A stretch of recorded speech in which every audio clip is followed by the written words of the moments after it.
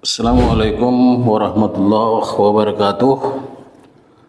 Selamat sore, selamat bertemu kembali dengan podcast Nasi Umat Channel Majelis Wilayah Kahmi, Sumatera Utara.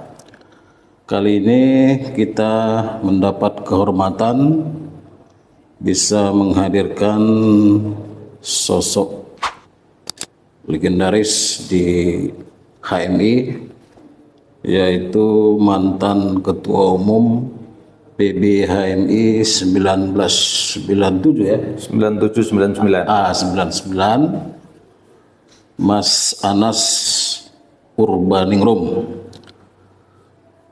Selamat sore Mas. Sore, alhamdulillah. Ini teringatnya sudah berapa hari di Medan? Kemarin ada acara dengan adik-adik LK3 Batko Sumut. Nah, kalau ke Sumut Sudah sering kali ya. ya itu ya nggak usah dihitung. Iya. Tapi kalau nggak mampir ke markas perjuangan kami kan tidak afdol. Iya, betul.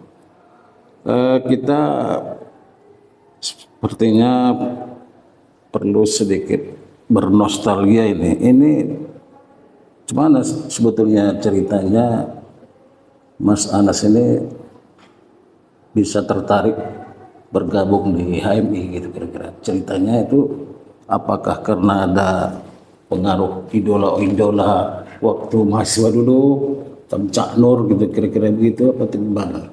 Iya, tentu Iya. tentu. Saya keluarga besarnya kan keluarga besar NU ya. Tetapi saya bersyukur bapak saya Kiai Kampung. Tetapi salah satu bacaannya majalah Muhammadiyah nih. Iya. Namanya Panji Masyarakat. Iya dulu Ya kan? Panjimas dulu ya. Panjimas. Iya betul. Nah, bayangkan ada kiai di kampung, tradisinya NU, tapi salah satu bacaannya untuk ngikutin perkembangan itu majalah Panjimas. Nah, dari majalah Panjimas itu saya membaca banyak hal. Salah satunya adalah tulisan-tulisan dari intelektual muda HMI. Waktu itu masih zaman Bang Fahri Ali, ya kan? Komarudin Hidayat, Bahtiar Effendi. Nah, itu aktif sekali di Panji Masyarakat itu. Dan kemudian ujungnya kan ketika dipelajari, beliau-beliau ini kan muridnya Cak Nur kan? Iya betul. Nah, baru kemudian lebih lanjut mempelajari tradisi pemikiran di HMI. Dan kemudian ketika di kampus ya kemudian bertemu dengan aktivis-aktivis HMI di Komisariat FISIP Erlangga. Nah, kemudian ya ikut LK1 berproses seterusnya kemudian kesasar sampai ke Jakarta. Ya. Sampai maksimal apanya ya, trainingnya sampai tingkatan apa tuh training? Iya tentu kalau sampai PBHMI ya harus sampai LK3 Advanced Training ya. Jadi dulu waktu kongres itu siapa yang mendorong supaya Mas mencalonkan diri jadi ketua umum? Ya, dan rivalnya dulu siapa ada? Teman-teman. Saat itu kan memang situasinya menjelang Republik Hamil Tua. Iya 97. Kongres 97 di Jogja itu suasananya itu sudah di perbatasan antara rejim Soeharto dengan reformasi kan? Iya.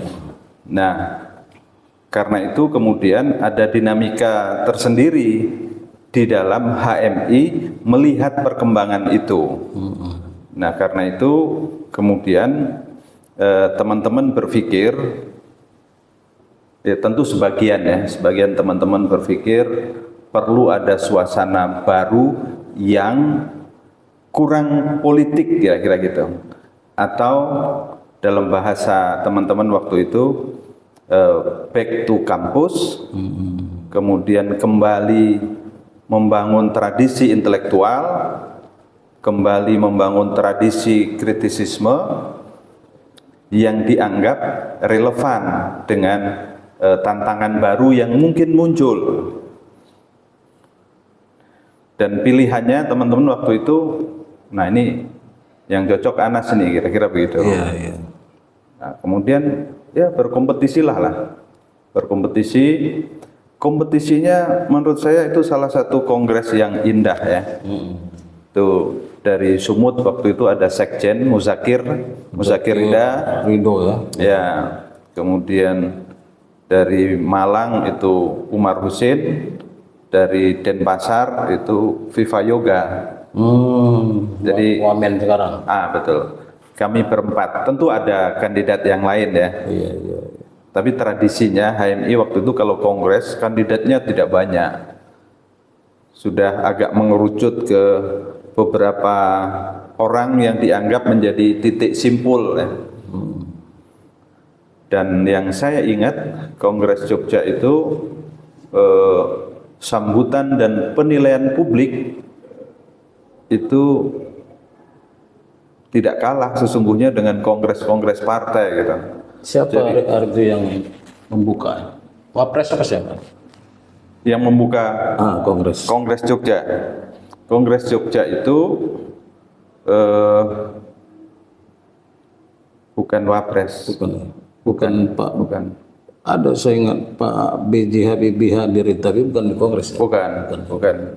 B.J. Habibie waktu itu sebagai Wapres hadir di Studi Nasional. Studi Nasional Mahasiswa Indonesia ketika kami mengundang cabang dan batku seluruh Indonesia dan pimpinan-pimpinan Senat Mahasiswa seluruh Indonesia untuk bicara tentang pentingnya reformasi, forum untuk mendesakkan reformasi lah, kira-kira begitu. Oke. Dari catatan saya melihat era 97-99 ini banyak melahirkan tokoh-tokoh nasional yang sekarang ini. Misalnya Doli Kurnia, ada Pipa Yoga. Siapa lagi kira-kira macam-macam?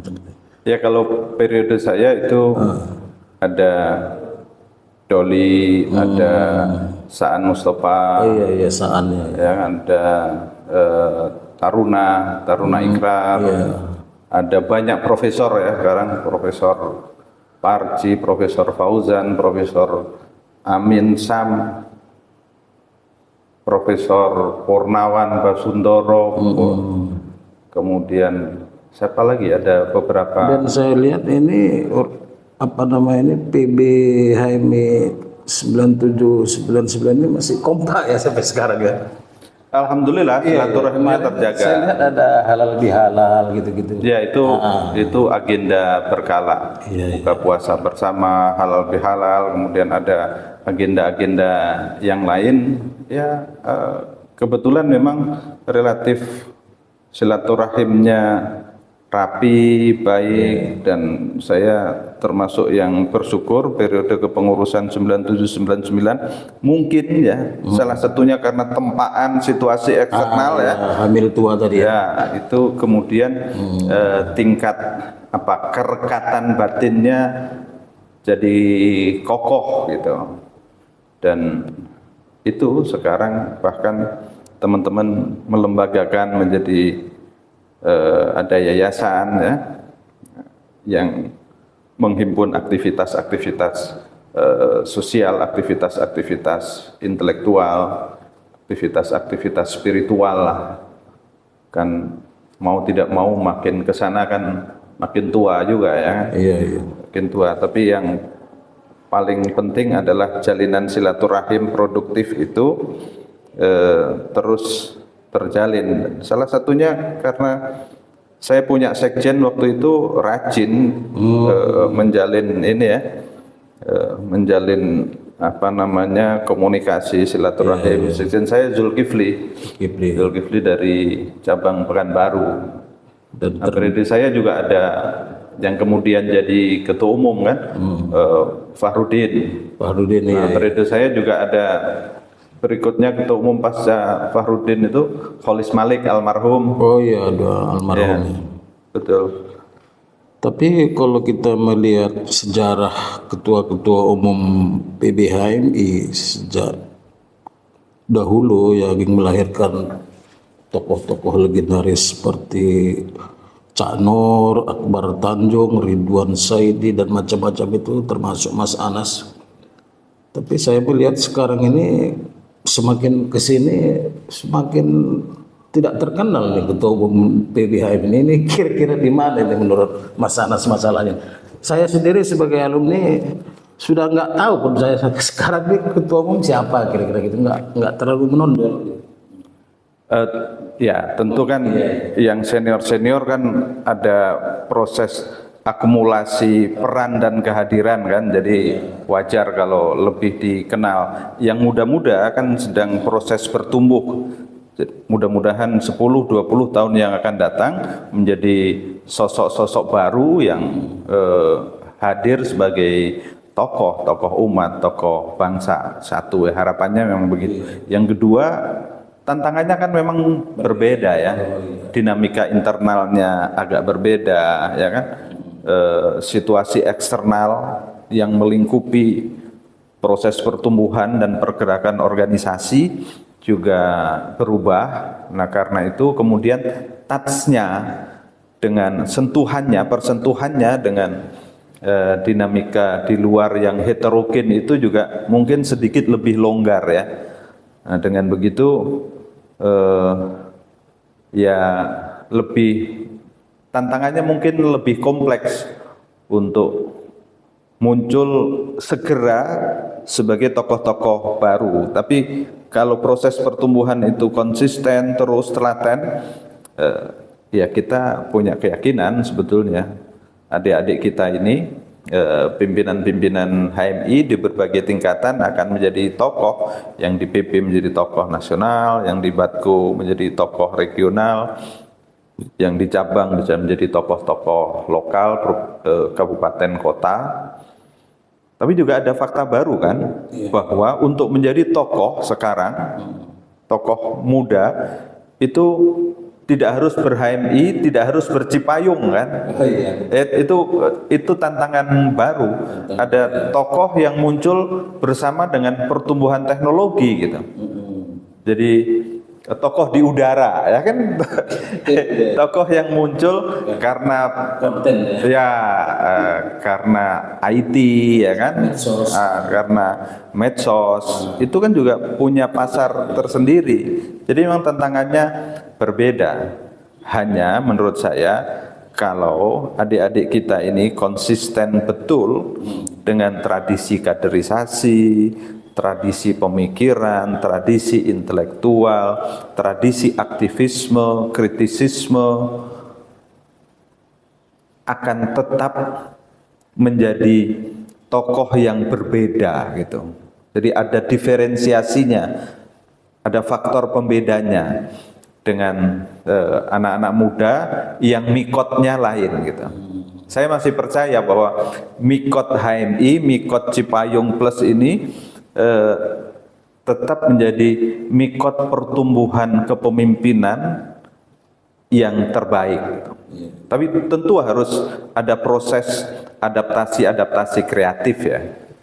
Artinya Mas Anas tetap punya optimisme ya melihat kader-kader HMI ke depannya. Betul. Dan kita sebagai yang lebih dulu itu punya tanggung jawab moral untuk memberikan saran, masukan, pertimbangan, bahkan dorongan ya, agar adik-adik kita ini jalannya juga bukan saja konsisten lurus dengan tradisi HMI, tapi juga produktif, hadir dalam landscape yang baru, landscape tantangan dan dinamika yang baru. Oke, kita beralih sedikit. Ini kan kami Sumatera Utara ini mau mengadakan musyawarah wilayah 7 di Parapat ada 8 hingga 10 Mei mendatang. Ini bagaimana harapan dan pandangan Mas Anas supaya kami khususnya di Sumatera Utara ini bisa lebih optimal perannya untuk umat dan bangsa dan tidak hanya sebatas wadah paguyuban gitu. Gitu. Iya. Saya keliling ya Indonesia, bertemu dengan kahmi-kahmi wilayah, kahmi-kahmi daerah. Kalau mau di-compare, kahmi Sumut ini yang paling produktif, aktivitasnya luar biasa ya. Kemudian ya paling hidup lah, paling makmur berkegiatan gitu. Nah, karena itu tidak berlebihan sebetulnya kalau kami daerah-daerah lain mau lebih baik, lebih produktif, itu belajarlah dari Sumatera Utara. Bahkan Majelis Nasional kami belajarlah dari Sumatera Utara. Bukan bermaksud mengatakan Majelis Nasional atau wilayah atau daerah yang lain itu kurang, bukan. Tapi harus diakui kami Sumut ini amat sangat produktif. Nah, ya kalau ritme itu bisa dijaga saja, menurut saya Kahmi Sumut itu tetap menjadi prototipe Kahmi yang hebat, ya, Kahmi yang produktif, Kahmi yang hadir internal maupun eksternal. Tapi tentu kan tidak boleh berhenti di situ. Nah, Kahmi itu kan tadi itu bukan sekedar paguyuban, bukan sekedar kangen-kangenan. Kahmi itu adalah energi transformasi kan untuk melanjutkan tujuan HMI kan. Nah, tujuan HMI pemanggul berikutnya adalah alumni-alumninya Kahmi. Nah, karena itu dengan modal soliditas internal, solidaritas internal, modal kecendikiaan atau kecendikiawanan, modal betul, kedermawanan, kemudian social skill yang bagus, itu bisa berinteraksi dan berkolaborasi makin produktif ya.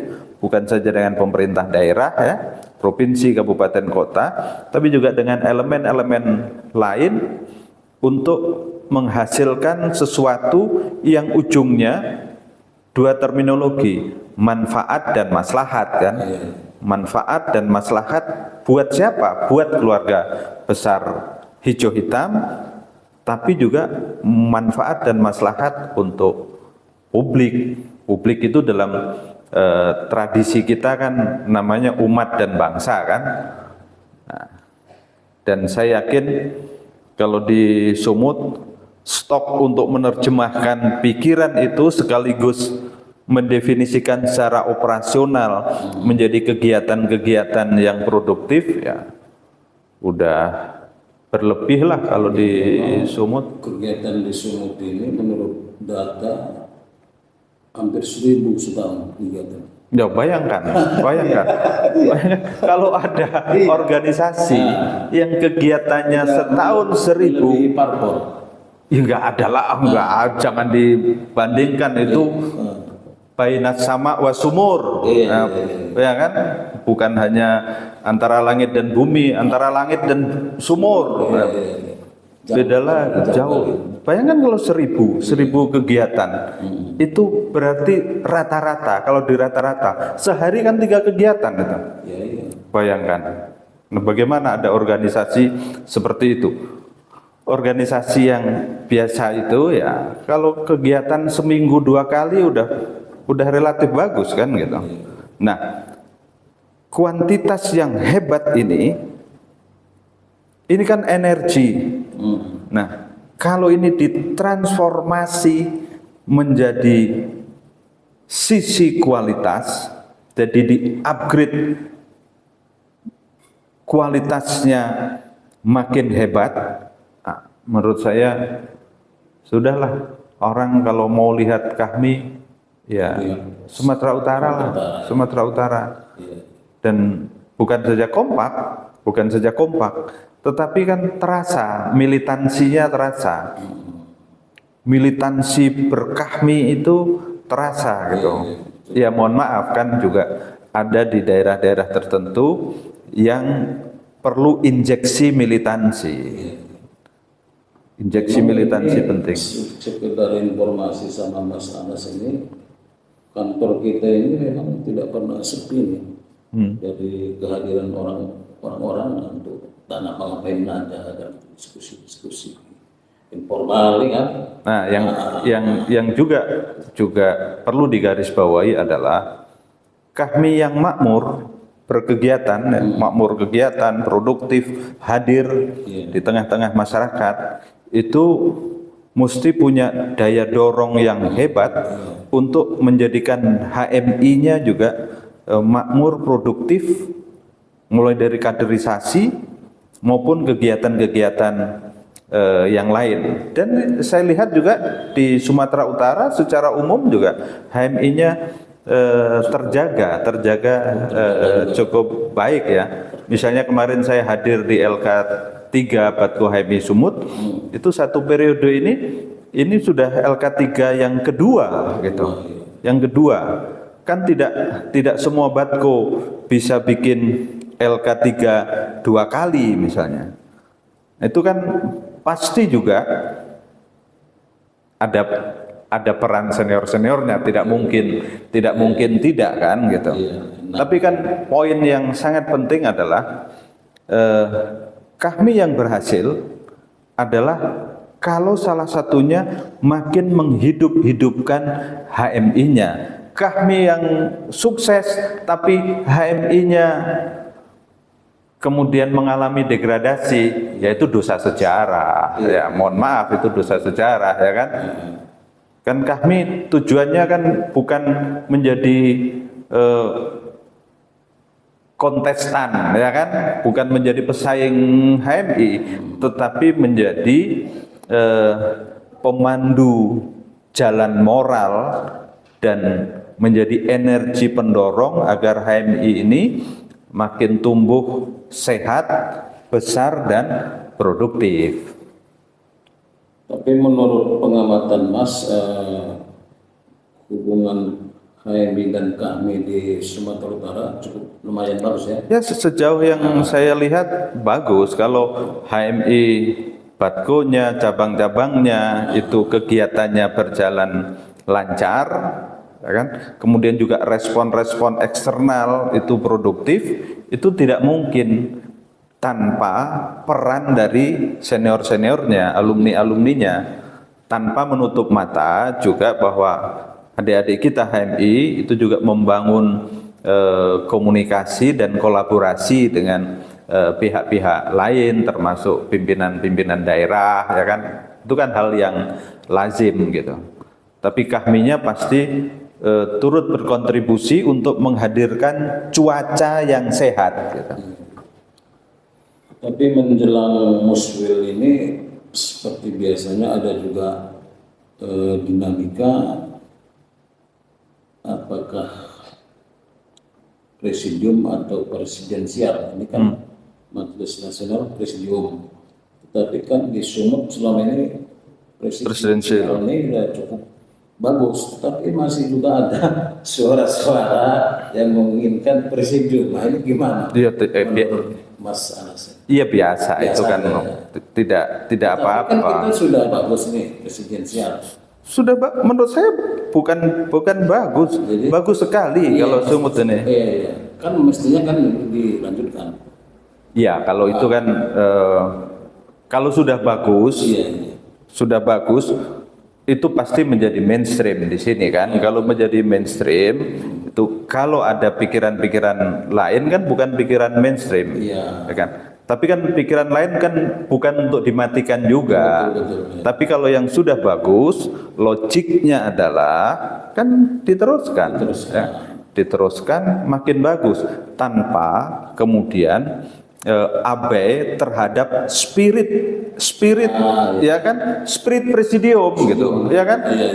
Presidensil itu kalau daya rangkulnya bagus ya kan, kemudian keputusannya juga mengakomodir semangat kolektif kolegial, kan juga secara substansi itu ada elemen presidiumnya gitu. Dan saya yakin juga tidak mungkin juga Kahmi Sumut yang presidensil itu sistemnya komando, kan tidak mungkin, nggak ada cerita di Kahmi sistem komando kan, ya kan? Karena ini kan bukan sistem baris berbaris ini kan.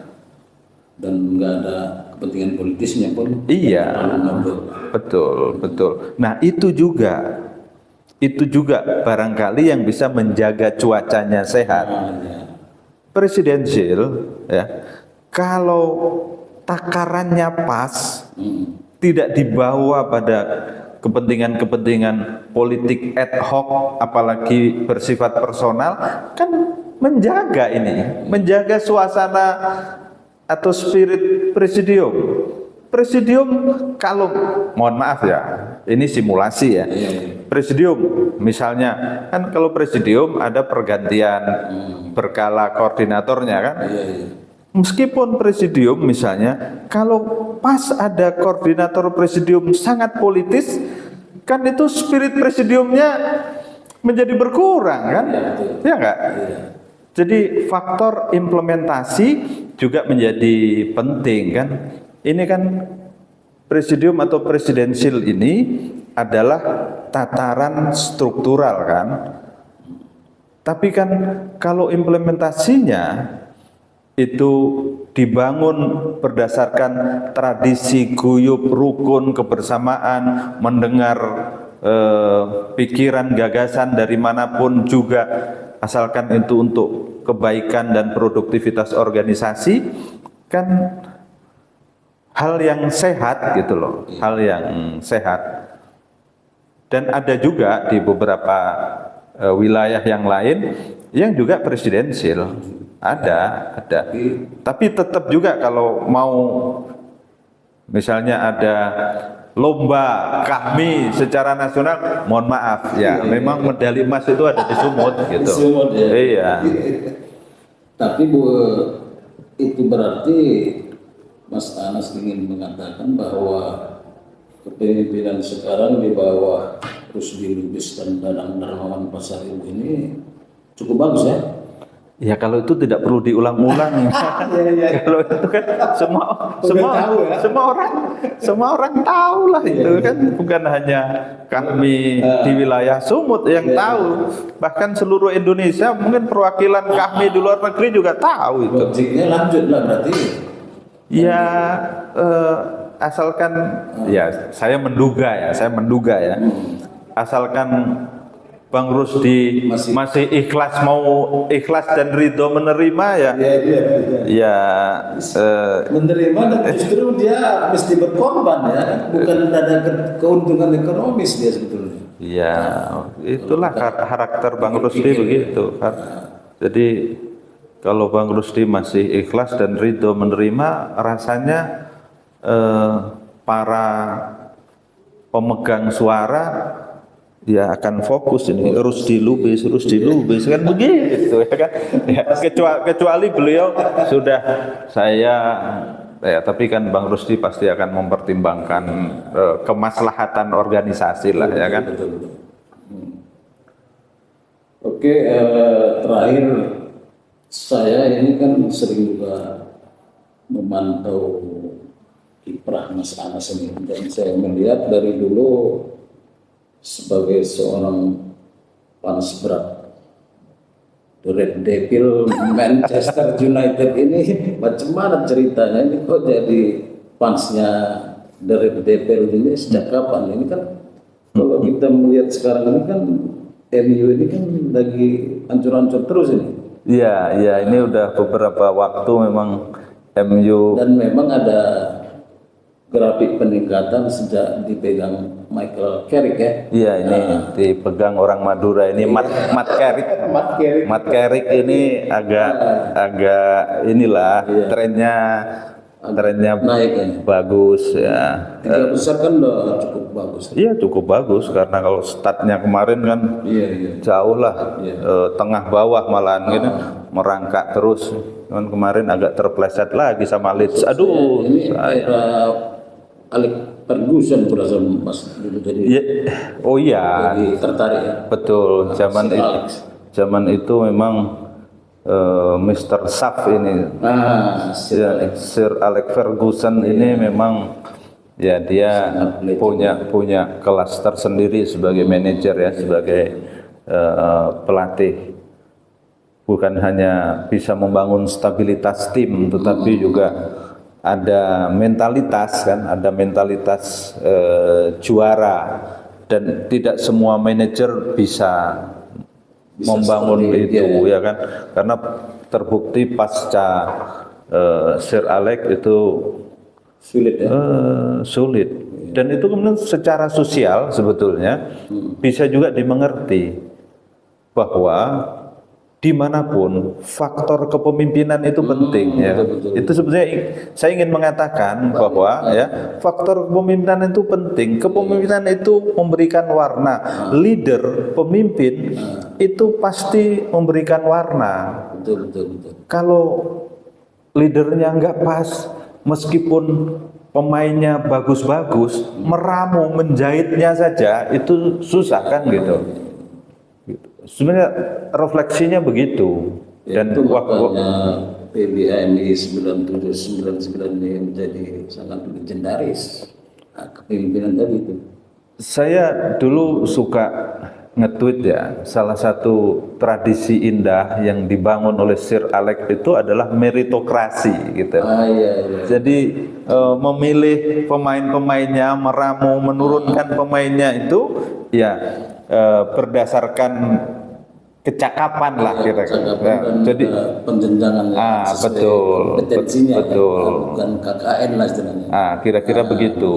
Dan karena itu ketika saya bicara tentang MU, ya itu sebetulnya cermin saja bagaimana kita bermasyarakat, bagaimana kita berorganisasi, bahkan bagaimana mengelola pemerintahan, mengelola negara. Karena salah satu soal yang menurut saya tetap relevan sekarang di negeri ini adalah meritokrasi.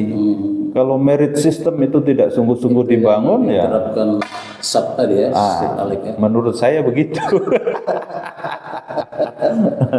Jadi kalau musim depan menurut Mas Anas ini Matt Carrick tadi cocok dipertahankan atau ada manajer baru yang lebih pas? Iya, sekarang kan tidak mudah ya mencari itu. Nah, Matt Carrick ini kan karena tumbuh di MU, dia tahu betul kan suasana konstruksi batiniah Old Trafford itu seperti apa, ya kan? Nah, kemudian dia sudah magang kan ini, sudah magang, hasil magangnya juga cukup bagus. Jadi kalau misalnya ya manajemen kemudian memutuskan dia untuk menjadi manajer secara permanen, sebetulnya layak gitu. Jangan PJ wali kota terus, jangan PJ gubernur terus, ya kan? Dia punya talenta. Iya, ya kan dia juga sebut saja murid langsung dari Sir Alex kan, murid langsung. Jadi dia tahu bagaimana mengelola mengelola di lapangan, mengelola ruang ganti seperti apa, meramu pemain seperti apa, membangun motivasi seperti apa, membangun relasi dengan audiens ya, audiens yang hadir di stadion maupun audiens fans seluruh dunia. Nah, dan gayanya di pinggir lapangan juga udah pantas lah ya kan. Oke, para pemirsa Nasi Umat Channel, kita sudah banyak ngobrol santai karena Mas Anas ini memang sosok yang lengkap, yang bisa bicara soal politik, soal agama, soal bola juga, gitar, dan juga soal kuliner segala macam. Barangkali untuk mengakhiri waktu kita yang sangat berharga ini, karena sangat jarang kita bisa menghadirkan sosok sekaliber Mas Anas ini, untuk terakhir kita minta closing statement dari Mas Anas, pada khususnya ditujukan kepada HMI dan para alumni HMI di Sumatera Utara. Silakan Mas. Iya, kalau bagi adik-adik menurut saya tradisi kaderisasi itu kan bukan untuk melahirkan follower. Ya. Tradisi kaderisasi itu kan untuk melahirkan leader. Nah, leader yang kemudian wujudnya leadership itu butuh proses yang panjang, butuh jam terbang. Siapa yang punya jam terbang? Yang pernah latihan terbang. Jam terbang nggak bisa dibeli di supermarket, nggak bisa dibeli di mall-mall atau warung-warung, tidak bisa. Nah, karena itu semangat untuk mengkader diri, mendidik, menempa diri dalam tradisi organisasi HMI secara kreatif dan inovatif sekarang menjadi penting, sehingga adik-adik ini bisa menulis, menoreh, melukis sejarahnya sendiri. Nah, kalau bisa menulis itu artinya sejarah HMI ini akan terus sambung sinambung. Kalau ada generasi yang tidak sanggup menulis sejarahnya sendiri, nanti sejarahnya patah. Kalau patah, ya artinya di situ akan ada degradasi. Dan saya lihat adik-adik punya semangat itu.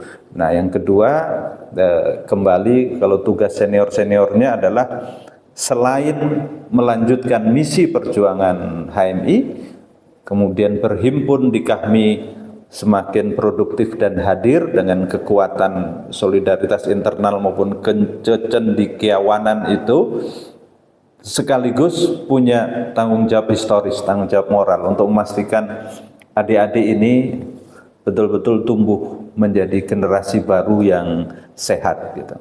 Karena bangsa ini akan mengalami kerugian besar kalau mikot-mikot calon-calon pemimpin ini tidak sehat gitu. Kadang-kadang kan, mohon maaf, kadang-kadang yang punya wewenang mengelola kebijakan anak-anak muda ini mau praktisnya, kemudian tidak ada dinamika, tidak ada kritisisme, tidak ada kritik, tidak ada protes, tidak ada, biar semuanya tenang setenang-tenangnya. Ya, tenang, tidak ada dinamika itu tanda petik keuntungan sesaat dan semu. Tapi itu mematikan potensi pertumbuhan pemimpin. Nah, kalau itu terjadi, rugi, umat rugi, bangsa rugi, dan itu jangka panjang. Karena investasi SDM itu bukan hanya soal kecerdasan kan, bukan hanya soal pengetahuan, bukan hanya soal teknologi, tetapi di setiap lapis generasi itu muncul kekuatan leadership, leader-leader baru, sehingga ya biasa disebut sebagai estafet kepemimpinan itu bisa jalan. Jangan sampai yang muncul adalah pemimpin-pemimpin baru tipe kapal selam. Ya, tiba-tiba nongol. Ya kan? Tiba-tiba nongol. Tidak lewat proses. Tidak lewat tempaan. Tidak merit system. Tidak menempuh jalan meritokrasi. Tiba-tiba nongol gitu. Nah, kalau yang begini pasti gagu, kikuk, ya kan? Bahkan sulit menerjemahkan misi perjuangan menjadi program dan kebijakan yang baik. Dan jangan lupa itu bisa menimbulkan suasana demoralisasi ya, ngapain capek-capek, yang tidak lewat proses saja bisa, ya kan? Betul. Yang nggak sekolah aja bisa. Kira-kira begitu, ya kan? Nah, itu kan tidak baik buat bangsa ini. Jadi menurut saya termasuk para pemegang otoritas itu mesti berpikir bukan saja jangka pendek tapi jangka panjang. Yang penting anak-anak muda ini biarkan mereka berproses, belajar kritis, kalau perlu protes.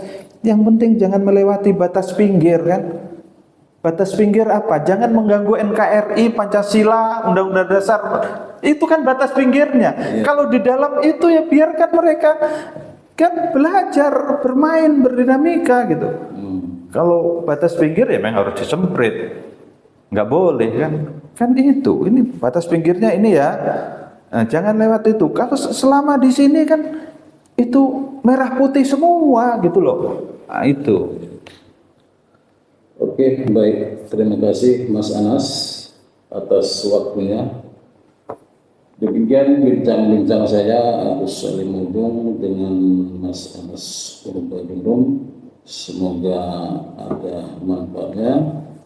Billahi taufiq wal hidayah. Assalamualaikum warahmatullahi wabarakatuh. Salam Yakuza, Yakin usaha sampai.